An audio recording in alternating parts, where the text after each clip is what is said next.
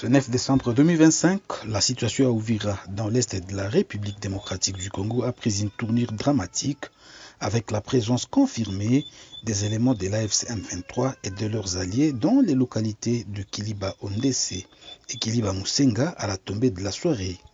Cette annonce intervient après des violents affrontements dans la région où les forces armées de la RDC-FARDC sont engagées dans une lutte acharnée pour repousser les assaillants. Un tragique incident est venu marquer cette journée. L'un des journalistes locaux, Louis Janvier Nyakirigo, travaillant pour la station Kiliba FM, a trouvé la mort après avoir été frappé par une bombe larguée par les forces du M23. Le journaliste qui était accompagné de son grand frère, qui lui aussi a été tué sur les coups lors de l'explosion. Selon les témoins, les deux hommes prenaient leur repas lorsque l'attaque a eu lieu.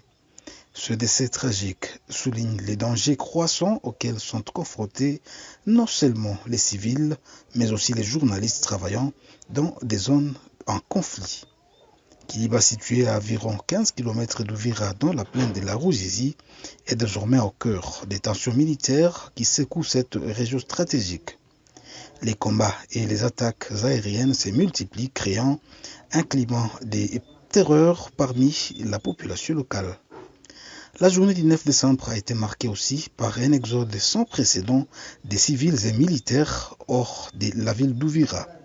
Selon des sources locales, les familles des soldats FARDC ont embarqué à bord d'un navire en direction de Kalemi, laissant de nombreux militaires sans logement au port SNCC. Ces derniers espéraient trouver une place à bord du plus petit bateau pour fuir la pression militaire grandissante. Parallèlement, plusieurs militaires ont quitté Uvira pour se rendre à Fizi, renforçant les sentiments que la situation sécuritaire de la région se dégradait rapidement. Et la ville a connu une journée de panique, alimentée par des explosions d'armements lourds entendus aux alentours. Bien que la situation semble s'être stabilisée, a fait de la journée la crainte des nouvelles attaques reste vive.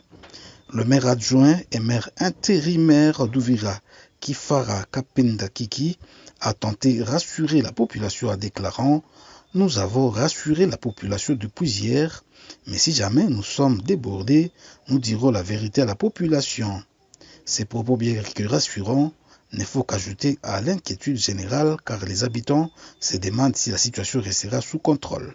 Les attaques menées par les éléments de l'AFC M23 soutenus par leurs alliés reposent sur des stratégies de guerre asymétriques. Selon des sources militaires, les rebelles privilégient désormais des attaques à distance en utilisant les drones kamikazes et des bombes piégées pour créer la panique parmi la population. Nous avons découvert leur manière de faire, tuer des civils, semer la panique et pousser l'armée au repli tout en évitant les combats rapprochés. Ça ne passera plus, c'est fini ces jeux, a déclaré un officier de l'armée congolaise.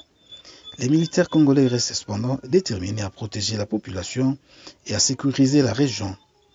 Des déploiements importants ont été observés dans différents quartiers d'Uvira avec l'objectif de maintenir l'ordre et d'éviter de nouvelles attaques. Toutefois, l'instabilité persiste et la vigilance des autorités et des habitants demeure essentielle. À l'ouest d'Uvira, dans les territoires de Kabaré, la situation reste tout aussi préoccupante. Les habitants de cette zone sont appelés à la plus grande vigilance face à la présence d'explosifs abandonnés par les groupes armés.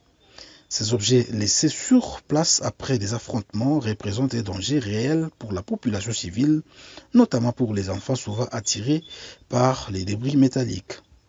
L'un des derniers incidents a eu lieu au marché de Miti Centre dans les quartiers Mataratara où les grenades ont été retrouvées par des habitants. Les autorités locales ont été alertées et des spécialistes ont été dépêchés pour sécuriser les lieux. L'incident a révélé l'ampleur du danger car ces objets explosifs peuvent causer des pertes humaines si personne ne prend les précautions nécessaires.